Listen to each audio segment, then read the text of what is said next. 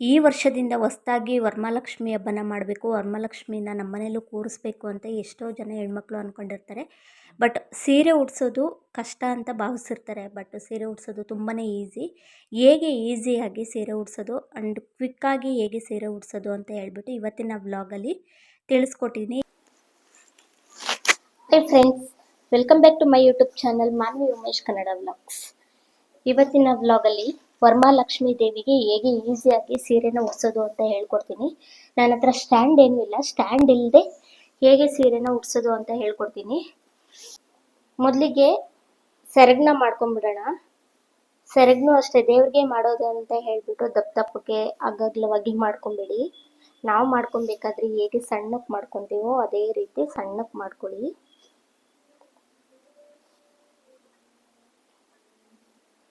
ಈ ಥರ ಮಾಡ್ಕೊಂಡಿದ್ದಾದ್ಮೇಲೆ ಲಾಸ್ಟ್ ತುದಿಗೆ ಒಂದು ಸೇಫ್ಟಿ ಪಿನ್ನ ಹಾಕೊಳ್ಳಿ.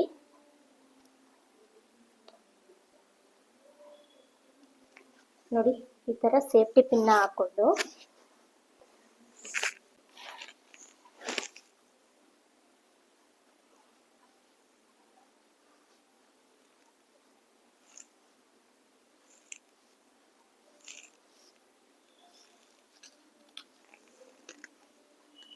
ಇಲ್ಲಿಗೆ ಒಂದು ಪಿನ್ ಹಾಕ್ಬೇಕು, ಮತ್ತೆ ಇಲ್ಲಿಗೆ ಒಂದು ಪಿನ್ ಹಾಕ್ಬೇಕು.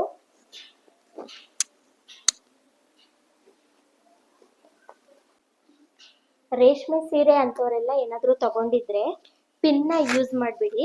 ಈ ಥರ ಬಟ್ಟೆ ಕ್ಲಿಪ್ ಬರುತ್ತಲ್ವಾ, ಬಟ್ಟೆ ಕ್ಲಿಪ್ನ ಹಾಕೊಂಡು ಯೂಸ್ ಮಾಡ್ಕೊಳ್ಳಿ. ಯಾಕಂದರೆ ಕಾಸ್ಟ್ಲಿ ಸೀರೆ ಆದರೆ ಪಿನ್ ಹಾಕಿದ್ರೆ ಹಾಳಾಗುತ್ತೆ.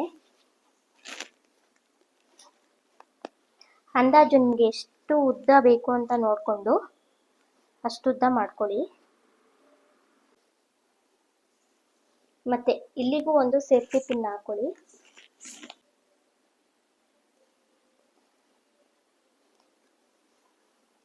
ನೋಡಿ, ಇಷ್ಟುದ್ದ ಸಾಕಾಗುತ್ತೆ. ಇಷ್ಟುದ್ದ ಇದನ್ನ ಮಾಡ್ಕೊಂಡಿದ್ದಾದ್ಮೇಲೆ ಸೈಡಿಗೆ ಇಟ್ಬಿಟ್ಟು ಸೀರೆನ ಈ ಬಾರ್ಡ್ರು ಮತ್ತೆ ಈ ಬಾರ್ಡ್ರು ಎರಡನ್ನೂ ಹೀಗೆ ಇಟ್ಕೊಂಡು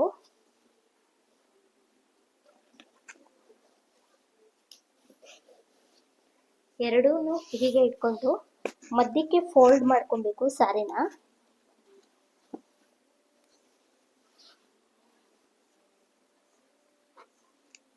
ಮಧ್ಯಕ್ಕೆ ಈ ತರ ಫೋಲ್ಡ್ ಮಾಡ್ಕೊಬೇಕು.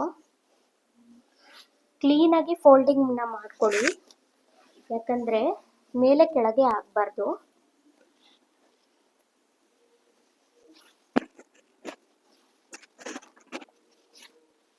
ಈ ತರ ಮಾಡ್ಕೊಳ್ಳಿ.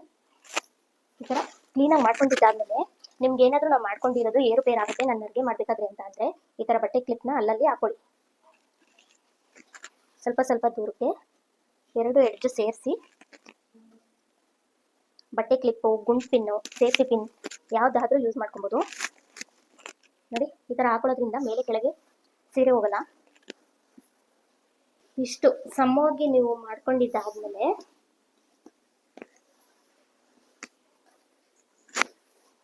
ನೋಡಿ, ಮಾಡ್ಕೊಂಡಿದ್ದಾದ್ಮೇಲೆ ನೀವು ನರ್ಗೆ ಮಾಡ್ಕೊತೀರಲ್ವಾ, ಅದೇ ಥರನೇ ನರ್ಗೆ ಮಾಡ್ಕೊಳ್ಳಿ. ಇದನ್ನು ಅಷ್ಟೇ ತುಂಬ ದೊಡ್ಡದಾಗಿ ಮಾಡ್ಕೊಂಬೇಡಿ, ಜಾಸ್ತಿ ನರ್ಗೆ ಬರಲ್ಲ. ಈ ಥರ ಚಿಕ್ಕದಾಗೇ ನರ್ಗೆ ಮಾಡ್ಕೊಳ್ಳಿ.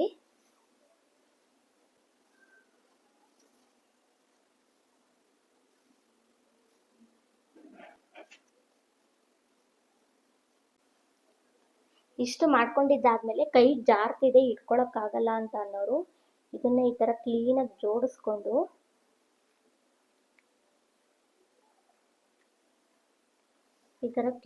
ಜೋಡಿಸ್ಕೊಂಡು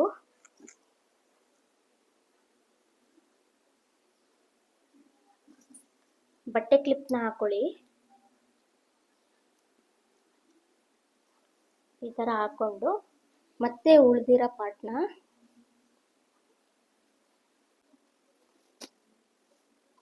ಹಾಗೆ ಮಾಡ್ಕೊಳ್ಳಿ. ತುಂಬಾ ಈಸಿ, ಒಬ್ಬರೇನೆ ಸ್ಯಾರಿನ ಉಡಿಸ್ಬೋದು.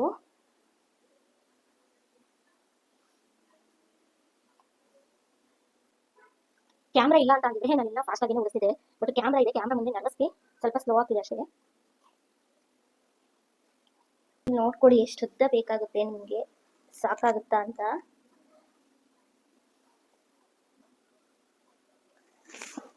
ಇಷ್ಟು ಮಾಡ್ಕೊಂಡಿದ್ದಾದ್ಮೇಲೆ ಮತ್ತೆ ಇನ್ನೊಂದು ಬಟ್ಟೆ ಕ್ಲಿಪ್ನ ಹಾಕೊಂಬಿಡಿ. ಬಟ್ಟೆ ಕ್ಲಿಪ್ನ ಹಾಕೊಂಡಿದ್ದಾದ್ಮೇಲೆ ಇದನ್ನ ಕ್ಲೀನಾಗಿ ಹೀಗೆ ಇಟ್ಬಿಟ್ಟು ಒಂದೊಂದನ್ನೇ ತಗೊಂಡು ಕ್ಲೀನಾಗಿ ನೆರಿಗೆನ ಹಿಡ್ಕೊಬೇಕು.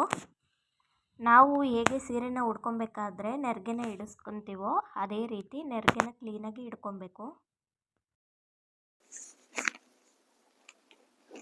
ನಾನು ಹೋದ ವರ್ಷನೂ ಇದೇ ಸೀರೆನೇ ಉಡ್ಸಿದ್ದು, ಸೊ ಅದಕ್ಕೋಸ್ಕರನೇ ಮತ್ತೆ ಇದರಲ್ಲೇ ರೀಕ್ರಿಯೇಟ್ ಮಾಡೋಣ ಅಂತ ಹೇಳ್ಬಿಟ್ಟು ಇದರಲ್ಲೇ ಸೀರೆನ ಉಡಿಸ್ತಾ ಇದ್ದೀನಿ.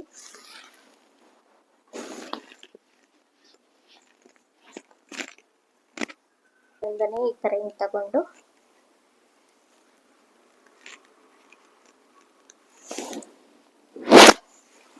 ಈ ತರ ಮಾಡ್ಕೊಳ್ಳಿ. ನೋಡಿ ಇಷ್ಟು ನೀಟಾಗಿ ಬರುತ್ತೆ. ನೀವು ಹಿಂದಿನ ದಿನ ಮಾಡ್ತೀನಿ ಅಂತ ಮಾಡಿಟ್ಕೊಳ್ತೀನಿ ಅನ್ನೋರು ಇಷ್ಟನ್ನ ರೆಡಿ ಮಾಡಿ ಇಷ್ಟು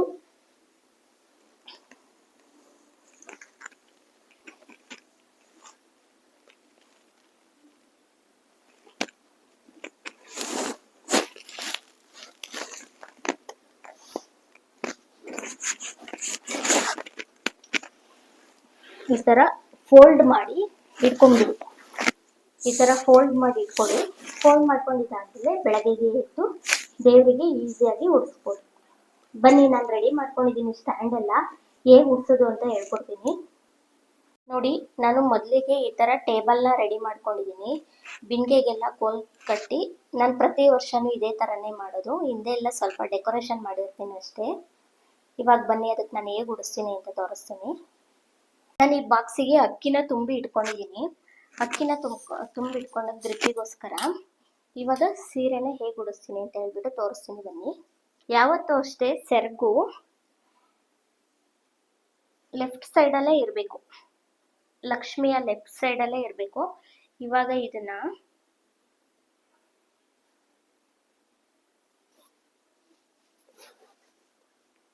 ಹೀಗೆ ಬಾಕ್ಸ್ ಒಳಗಡೆ ಸ್ವಲ್ಪ ಇಷ್ಟನ್ನ ಬಾಕ್ಸ್ ಒಳಗಡೆ ಹಾಕ್ತಾ ಇದ್ದೀನಿ.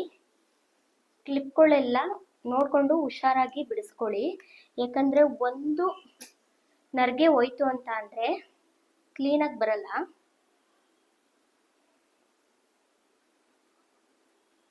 ಇಲ್ಲಿ ಇನ್ನೊಂದ್ಸಲ ಒಂದೇ ಸಮವಾಗಿ ಮಾಡ್ಕೊಳ್ಳಿ.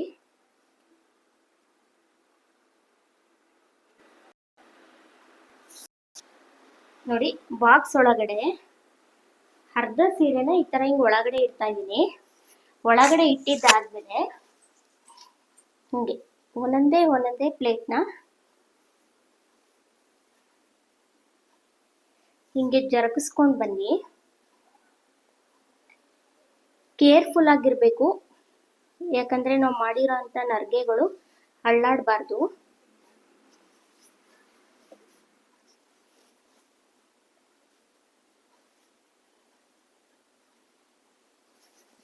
ನಿಮ್ಮ ಮನೆಯಲ್ಲಿ ಯಾರಾದ್ರೂ ಸಹಾಯಕ್ಕಿದ್ದಾರೆ ಅಂತ ಅಂದ್ರೆ ಅವರ ಹೆಲ್ಪ್ ತಗೊಂಡು ಮಾಡಿ.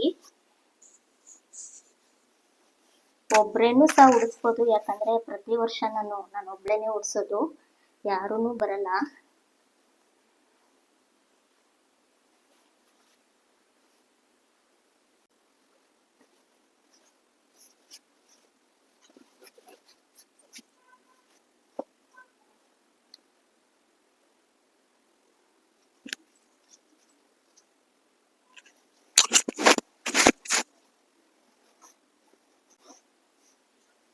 ಇಷ್ಟು ಆದ್ಮೇಲೆ ನಾವು ಬಿಂದಿಗೆನ ರೆಡಿ ಮಾಡ್ಕೊಂಡಿರ್ತೀವಲ್ವಾ, ನೀವು ಬೇಕು ಅಂದ್ರೆ ಇದ್ರ ಮೇಲ್ಗಡೆ ಒಂದು ಪ್ಲೇಟ್ನ ಸಹ ಇಟ್ಕೊಬಹುದು. ಇನ್ನೊಂದು ಅಕ್ಕಿನ ಇಡ್ತೀನಿ, ಪ್ಲೇಟಲ್ಲಿ ಅಕ್ಕಿ ಇಟ್ಬಿಟ್ಟು ನಾವು ಬಿಂದಿಗೆನ ಇಡ್ತೀವಿ ಅಂತ ಅಂದ್ರೆ ಇದ್ರ ಮೇಲ್ಗಡೆ ಒಂದು ಪ್ಲೇಟಿಗೆ ಅಕ್ಕಿನ ತುಂಬಿಟ್ಟು ಅಂದ್ರೆ ಈ ತರ ಇಟ್ಕೊಂಡು ಇದ್ರ ಮೇಲೆ ಬಿಂದಿಗೆನ ಕೂರಿಸ್ಬೋದು.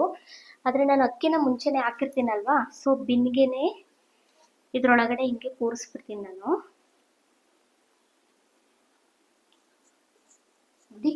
ಬಿಂದಿಗೆನೆ ಈ ತರ ಕೂರಿಸ್ಬಿಡ್ತೀನಿ. ಇವಾಗ್ಲೂ ಒಂದ್ಸಲ ಸರಿ ಮಾಡ್ಕೊಳ್ಳಿ ಇದನ್ನ.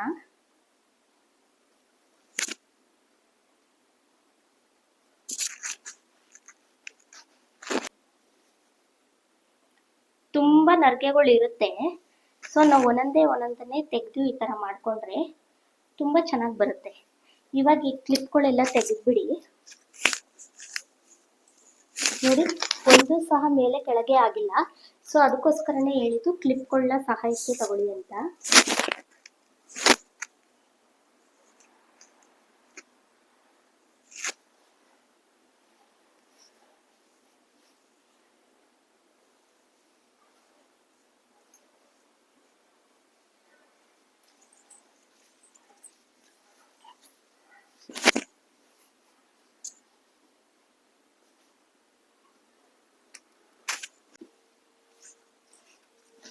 ನೋಡಿ, ಈ ತರ ಬರುತ್ತೆ.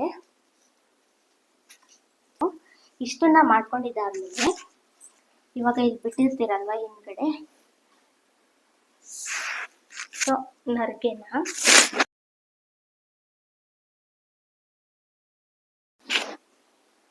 ಹಿಂದಕ್ಕೆ ನಿಮ್ಗೆ ಎಷ್ಟು ಬೇಕು ಅಷ್ಟನ್ನ ಬಿಡ್ಕೊಂಡು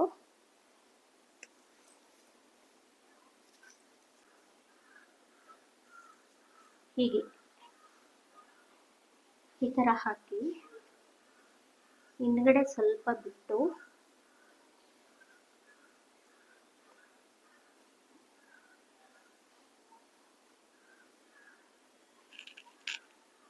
ಈ ತರ ಮಾಡ್ಕೊಂಡು ಇಲ್ಲಿ ಒಂದು ಸೇಫ್ಟಿ ಪಿನ್ ಹಾಕಿರ್ತೀರಲ್ವಾ, ಅದನ್ನ ತೆಗೆದುಬಿಡಿ. ತೆಗೆದ್ಬಿಟ್ಟು ಸೇಫ್ಟಿಗೆ ಇಲ್ಲೊಂದು ಹಾಕೊಂಡಿರಿ.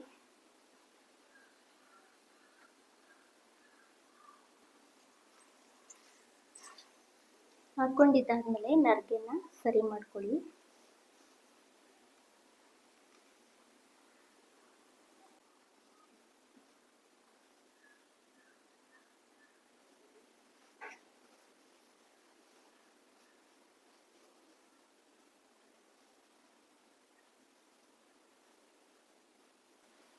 ಈ ಥರ ಮಾಡಿಕೊಂಡು ಇಲ್ಲಿ ಒಂದು ಸೇಫ್ಟಿ ಪಿನ್ ಹಾಕಿರ್ತೀರಲ್ಲ ಅದನ್ನು ಸಹ ತೆಕ್ಕೊಂಡು ಸೇಫ್ಟಿಗೆ ಇಲ್ಲೊಂದು ಹಾಕೊಂಡಿರಿ.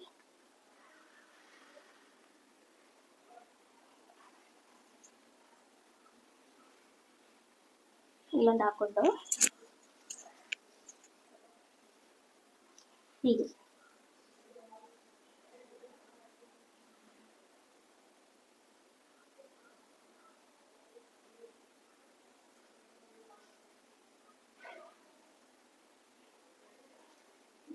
ಸೀರೆ ಉಡಿಸಿದ್ದು ಪೂರ್ತಿ ಆಗುತ್ತೆ. ನೀವು ಇಲ್ಲಿಗೆ ಫಿಟ್ಟಾಗಿ ಕೂರಬೇಕು ಅಂತ ಹೇಳ್ಬಿಟ್ಟು ಒಂದು ಸೊಂಟ ಡಾಬ್ನ ಹಾಕೊಳ್ಳಿ. ನಾನೆಲ್ಲ ಹಾಕಿ ರೆಡಿ ಮಾಡಿ ತೋರಿಸ್ತೀನಿ. ನೋಡಿ, ಸೀರೆನ ಇಷ್ಟು ಈಸಿಯಾಗಿ ಉಡಿಸ್ಬೋದು, ಯಾರ ಸಹಾಯನೂ ಇಲ್ದೇ, ಯಾವುದೇ ರೀತಿ ಸ್ಟ್ಯಾಂಡು ಇಲ್ದೇ ಈ ಥರ ಸೀರೆನ ಆರಾಮಾಗಿ ನೀವೇನೆ ಉಡಿಸ್ಬೋದು. ಇದೆಲ್ಲ ಕವರ್ ಆಗೋ ಥರ ಅಲಂಕಾರನ ಮಾಡಿದ್ರೆ ಫುಲ್ ಕವರ್ ಆಗುತ್ತೆ. ನಾನು ತೋರಿಸ್ತೀನಿ, ಅಲಂಕಾರನೂ ಮಾಡಿ ತೋರಿಸ್ತೀನಿ. ಸೀರೆ ಉಡಿಸಿರೋದನ್ನ ಒಂದ್ಸಲ ನೋಡ್ಕೊಳ್ಳಿ.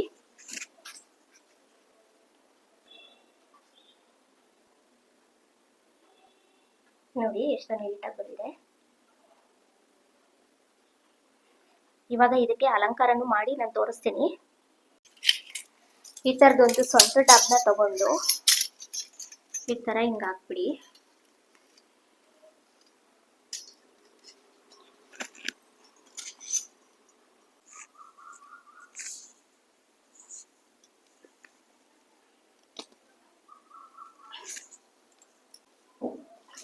ನೋಡಿ, ಈ ಥರನ ಹಾಕ್ಕೊಂಡು ಮತ್ತೆ ನಿಮ್ಗೆ ಏನಾದರೂ ಇದು ಹೆಚ್ಚು ಕಮ್ಮಿ ಆಗೈತೆ ಅಂತಂದರೆ ಮತ್ತೇನೆ ಸರಿ ಮಾಡ್ಕೊಳ್ಳಿ.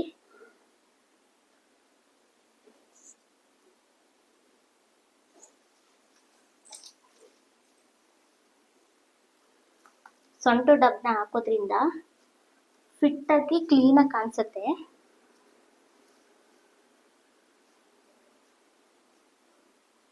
ಸೊಂಟ ಡಬ್ನ ಹಾಕೊಂಡಾದ್ಮೇಲೆ ಅದಕ್ಕೆ ಸ್ವಲ್ಪ ಅಲಂಕಾರನ ಮಾಡ್ಕೊಳ್ಳಿ. ಲಕ್ಷ್ಮೀ ದೇವಿ ಅಲಂಕಾರ ಪ್ರಿಯಳು ಅಂತಾರೆ.